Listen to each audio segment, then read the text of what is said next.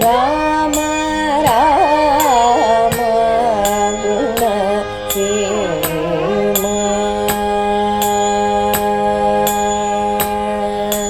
ರಾಮ ರಾಮ ಗುಣ ಸೇಮ. ಶ್ರೀಮತೆ ರಾಮಾನುಜಾಯ ನಮಃ. ಲೋಕಾಭಿರಾಮಂ ರಣರಂಗಧೀರಂ ರಾಜೀವನೇತ್ರಂ ರಘುವಂಶನಾಥಂ ಕಾರುಣ್ಯರೂಪಂ ಕರುಣಾಕರಂತಂ ಶ್ರೀರಾಮಚಂದ್ರಂ ಶರಣಂ ಪ್ರಪದ್ಯೆ. ಕೂಜಂತಂ ರಾಮ ರಾಮೇತಿ ಮಧುರಂ ಮಧುರಾಕ್ಷರಂ ಆರುಹ್ಯ ಕವಿತಾಶಾಖಾಂ ವಂದೇ ವಾಲ್ಮೀಕಿಕೋಕಿಲಂ. ಪುಣ್ಯಾಂಭೋಜ ವಿಕಾಸಾಯ ಪಾಪಧ್ವಾಂ ತಕ್ಷಯಾಯ ಚ ಶ್ರೀಮಾನ್ ಆವಿರ್ಭೂದ್ಭೂಮೌ ರಾಮಾನುಜ ದಿವಾಕರಃ ತೃಣೀಕೃತ ವಿರಂಜಾದಿ ನಿರಂಕುಶ ವಿಭೂತಯಃ ರಾಮಾನುಜ ಪದಾಂಭೋಜ ಸಮಾಶ್ರಯಣ ಶಾಲಿನಃ. ತಸ್ಮೈ ರಾಮಾನುಜಾರ್ಯಾಯ ನಮಃ ಪರಮಯೋಗಿನೇ ಯಶ್ರುತಿ ಸ್ಮೃತಿ ಸೂತ್ರಾಣಾಂ ಅಂತರ್ಜಲಮಶೀಷಮತ್. ಒಮ್ಮೆ ಯೋಚಿಸಿದಾಗ 1000 ಶ್ರೀರಾಮರನ್ನು ಒಟ್ಟಿಗೆ ಹಾಕಿದರೂ ನಿನಗೆ ಸಮ ಆಗೋದಿಲ್ಲ ಎನ್ನುತ್ತಾರೆ ಕಂಬರು ತಮ್ಮ ರಾಮಾಯಣದಲ್ಲಿ. ಇದು ಗುಹ ಹೇಳುವಂಥ ಮಾತು. ರಾಮ ದಶರಥನ ಮಾತಿನಂತೆ ಅವನ ಆಜ್ಞೆಯಂತೆ ಪಟ್ಟಾಭಿಷೇಕಕ್ಕೆ ಒಪ್ಪಿ ಪಟ್ಟಾಭಿಷೇಕ ನಡಿಬೇಕು, ಸಿದ್ಧತೆಗಳೆಲ್ಲ ನಡೀತಾ ಇತ್ತು. ಆದರೆ ಭರತ ಎಲ್ಲರೂ ಹೇಳಿದ್ರು, ನೀನೇ ಈ ರಾಜ್ಯವನ್ನು ವಹಿಸ್ಕೋಬೇಕು, ನೀನೇ ಈ ದೇಶದ ರಾಜ ಅಂತೆಲ್ಲ ಹೇಳಿದ್ರು. ಭರತ ಸುತರಾಮ್ ಒಪ್ಪಲಿಲ್ಲ. ರಾಜ ನಾನಾಗಲಿಕ್ಕಾಗೋದಿಲ್ಲ, ರಾಮನೇ ಈ ಅಯೋಧ್ಯೆಯ ರಾಜ, ನನಗೆ ಈ ರಾಜ್ಯ ಬೇಡ.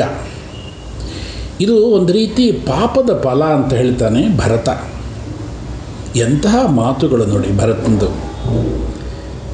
ಅದಕ್ಕೆ ಭರತ ಒಬ್ಬ ಆದರ್ಶ ಪುರುಷ, ಧರ್ಮಾತ್ಮ, ತ್ಯಾಗಮೂರ್ತಿ. ರಾಮಾಯಣದಲ್ಲಿ ರತ್ನಪ್ರಾಯವಾದಂತಹ ಒಂದು ಪಾತ್ರ ಅಂದರೆ ಭರತನದು. ಒಂದು ರೀತಿಯಲ್ಲಿ ಅಯೋಧ್ಯಾಕಾಂಡದ ಉತ್ತರ ಭಾಗವೆಲ್ಲ ಭರತನ ಮಹಿಮೆ. ಅದನ್ನು ಭರತನ ಕಾಂಡ ಅಂತಲೇ ಕರಿಬೇಕು ಅಂತ ನಮ್ಮ ರಾಮಾಯಣಾಚಾರ್ಯ ಪ್ರೊಫೆಸರ್ ನಾರಾಯಣಾಚಾರ್ಯರು ಶ್ರೀ ರಾಮಾಯಣ ಪಾತ್ರ ಪ್ರಪಂಚದಲ್ಲಿ ಮನೋಜ್ಞವಾಗಿ ವಿವರಿಸಿದ್ದಾರೆ. ಅವನಿಗೆ ಬಯಸದೇ ಬಂದಂತಹ ರಾಜ್ಯ ಬಂತು. ಎಲ್ಲರೂ ಒತ್ತಾಯ ಮಾಡಿದ್ರು, ನೀನೇ ರಾಜನಾಗಬೇಕು ಅಂದರು. ಒಲ್ಲೆ ಅಂತ, ನಾನು ಕಾಡಿಗೆ ಹೋಗ್ತೀನಿ, ಎಲ್ಲರನ್ನೂ ಕರ್ಕೊಂಡು ಹೋಗ್ತೀನಿ, ರಾಮನನ್ನು ಪ್ರಾರ್ಥನೆ ಮಾಡ್ತೀನಿ, ರಾಮನನ್ನು ಒಪ್ಪಿಸ್ತೀನಿ, ರಾಮ ಇಲ್ಲಿಗೆ ಬರ್ತಾನೆ, ಅವನು ಇಲ್ಲಿ ರಾಜ ಆಗ್ತಾನೆ ಅನ್ನುವಂಥ ಮಹಾವಿಶ್ವಾಸ ಭರತಂದು. ಅದಕ್ಕೆ ವೇದಾಂತಾಚಾರ್ಯರು ಭರತನ ಬಗ್ಗೆ ಒಂದು ಮಾತು ಮನೋಜ್ಞವಾದಂಥ ಮಾತನಾಡಿದ್ದಾರೆ. ಅದು ಸುವರ್ಣಾಕ್ಷರದಲ್ಲಿ ಬರೆಯಬೇಕಾದಂಥ ಮಾತದು. ಭರತಾಯ ಪರಂ ನಮಸ್ತು ತಸ್ಮೈ. ರಾಮಾಯಣದಲ್ಲಿ ಮೊಟ್ಟ ಮೊದಲು ವಂದನೆಗೆ ಅರ್ಹರು ಯಾರು ಅಂದರೆ ಭರತ. ನಾನಂತೂ ಭರತನನ್ನೇ ವಂದಿಸ್ತೀನಿ ಅಂತ ವೇದಾಂತಾಚಾರ್ಯರು ಹೇಳ್ತಾರೆ. ಒಂದು ರೀತಿಯಲ್ಲಿ ಸಂಗೀತಕ್ಕೆ ಭರತ ಬಹಳ ಹತ್ತಿರ ಆದಂಥವನು. ಭಾ ಎಂದರೆ ಭಾವ, ರಾ ಅಂದರೆ ರಾಗ, ತಾ ಅಂದರೆ ತಾಳ. ಇಂತಹ ಭರತನ ಪಾತ್ರ ಇದೆಯಲ್ಲ ರಾಮಾಯಣದಲ್ಲಿ, ಅದ್ಭುತವಾದಂತಹ ಪಾತ್ರ. ಭರತ ಎಲ್ಲರನ್ನು ಕರ್ಕೊಂಡು, ಸೈನಿಕರನ್ನೆಲ್ಲ ಕರ್ಕೊಂಡು ಅಯೋಧ್ಯೆಯಿಂದ ಕಾಡಿಗೆ ಹೊರಡ್ತಾನೆ. ಕಾಡಿಗೆ ಹೊರಟು ಸುಮಂತ್ರ ದಾರಿಯನ್ನೆಲ್ಲ ತೋರಿಸ್ತಾ ಬರ್ತಾನೆ. ಅಲ್ಲಿಂದ ಅವನು ಸೈನ್ಯ ಸಮೇತನಾಗಿ ಶೃಂಗಿಬೇರುಪುರಕ್ಕೆ ಬರ್ತಾನೆ. ಎಲ್ಲಿ ರಾಮಚಂದ್ರ, ಸೀತಾರಾಮ, ಲಕ್ಷ್ಮಣರು ತಂಗಿದ್ರೋ ಅಲ್ಲಿಗೆ ಬರ್ತಾನೆ. ಸುಮಂತ್ರ ಗುಹನನ್ನು ಪರಿಚಯ ಮಾಡಿಸ್ತಾನೆ. ಇಬ್ಬರೂ ಪರಸ್ಪರ ಆಲಿಂಗನ ಮಾಡ್ಕೊಳ್ತಾರೆ. ರಾತ್ರಿ ಅಲ್ಲೇ ನಿಲ್ತಾರೆ. ಎಲ್ಲೋ ಒಂದು ಕಡೆ ಗುಹನಿಗೆ ಭರತನ ಮೇಲೆ ಸಂದೇಹ ಇತ್ತು. ಇವನೇನಾದರೂ ಸೈನ್ಯರೆಲ್ಲ ತಗೊಂಡು ಹೋಗಿ ರಾಮನ ಮೇಲೆ ಏನಾದರೂ ಆಕ್ರಮಣ ಮಾಡ್ತಾನ ಅಂತ. ಅದಕ್ಕೋಸ್ಕರ ಸೈನಿಕರಿಗೆಲ್ಲ ಜಾಗರೂಕತೆಯಾಗಿರುವಂತೆ ಅವನು ಆಜ್ಞಾಪನೆ ಮಾಡಿದ. ರಾತ್ರಿ ಎಲ್ಲ ಮಲಗಲಿಲ್ಲ ಭರತ.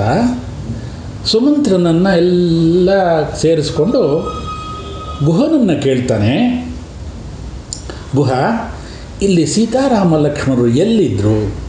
ಸೀತಾರಾಮರು ಎಲ್ಲಿ ಮಲಗಿದ್ರು? ಏನು ಆಹಾರ ತಗೊಂಡ್ರು? ಏನು ಮಾತಾಡ್ತಾ ಇದ್ರು ಅಂತೆಲ್ಲ ಕೇಳ್ತಾನೆ. ಆಗ ಪ್ರತಿಯೊಂದು ಜಾಗವನ್ನು ಗುಹ ಅವನಿಗೆ ತೋರಿಸ್ತಾನೆ. ಆವಾಗ ಭರತನಿಗೆ ಮತ್ತಷ್ಟು ವೇದನೆ ಆಗುತ್ತೆ, ಅಳು ಬರುತ್ತೆ. ಹಂಸತೂಲಿಕಾ ತಲ್ಪದಲ್ಲಿ ಮಲಗಬೇಕಾದಂತಹ ರಾಮಚಂದ್ರ ಇಲ್ಲಿ ತರಗೆಲೆಯ ಮೇಲೆ ಕಾಡಿನಲ್ಲಿ ಮಲಗಿದ್ನಲ್ಲ ಅಂತ ತುಂಬ ಬೇಸರ ಪಟ್ಕೊಳ್ತಾನೆ ಭರತ. ಆಗ ಗುಹ ಅವನನ್ನು ಕೇಳ್ತಾನೆ, ಯಾಕಿಷ್ಟು ದೊಡ್ಡ ಸೈನ್ಯದ ಜೊತೆ ಬಂದೆ?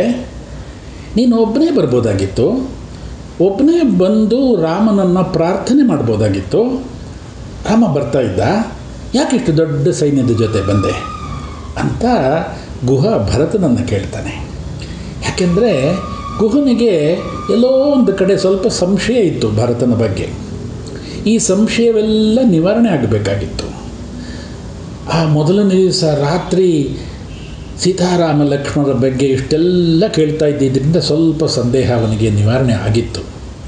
ಆದರೂ ಮತ್ತಷ್ಟು ಸಂದೇಹ ಇತ್ತು. ಆಗ ಭರತ ಹೇಳ್ತಾನೆ, ನಾನು ಒಬ್ಬನೇ ಬಂದು ರಾಮನನ್ನು ಪ್ರಾರ್ಥನೆ ಮಾಡಿ ಕೈ ಮುಗಿದಿದ್ದರೆ ಅವನು ವಾಪಸ್ ಬರ್ತಾ ಇದ್ನೋ ಗೊತ್ತಿಲ್ಲ. ಅದಕ್ಕೆ ಅಯೋಧ್ಯೆಯಲ್ಲಿರುವಂಥ ಎಲ್ಲರೂ ಕರ್ಕೊಂಡ್ಬಂದ್ಬಿಟ್ಟಿದ್ದೀನಿ. ಎಲ್ಲ ಸೈನಿಕರು ಇಲ್ಲಿ ಬಂದಿದ್ದಾರೆ. ಇಷ್ಟು ಜನ ಅವನನ್ನು ನಮಸ್ಕಾರ ಮಾಡ್ತಾರೆ, ಪ್ರಾರ್ಥನೆ ಮಾಡ್ತಾರೆ. ಇದರಿಂದ ರಾಮನ ಮನಸ್ಸು ಬದಲಾಯಿಸುತ್ತೆ.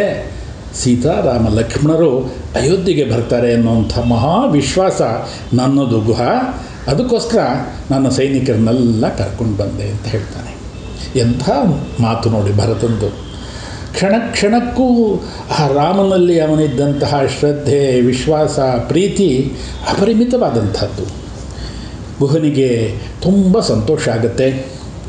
ಗುಹ, ಈಗ ನೀವು ನಮ್ಮ ಆತಿಥ್ಯವನ್ನೆಲ್ಲ ಸ್ವೀಕಾರ ಮಾಡಿ ರಾತ್ರಿಯಲ್ಲೇ ಮಲ್ಕೊಳ್ಳಿ. ಬೆಳಗ್ಗೆ ನಿಮ್ಮನ್ನು ಗಂಗಾ ತೀರದ ಹತ್ರ ಬಿಡ್ತೀನಿ. ಗಂಗಾ ನದಿಯನ್ನು ದಾಟಿ ನೀವು ಮುಂದುಗಡೆ ಹೋಗಿ ಭರದ್ವಾಜರ ಆಶ್ರಮ ಸಿಗುತ್ತೆ, ಅಲ್ಲಿಗೆ ಹೋಗಿ ಅಂತ ಅವನು ಎಲ್ಲ ವಿಧವಾದಂಥ ವಿವರವನ್ನೆಲ್ಲ ಕೊಡ್ತಾನೆ.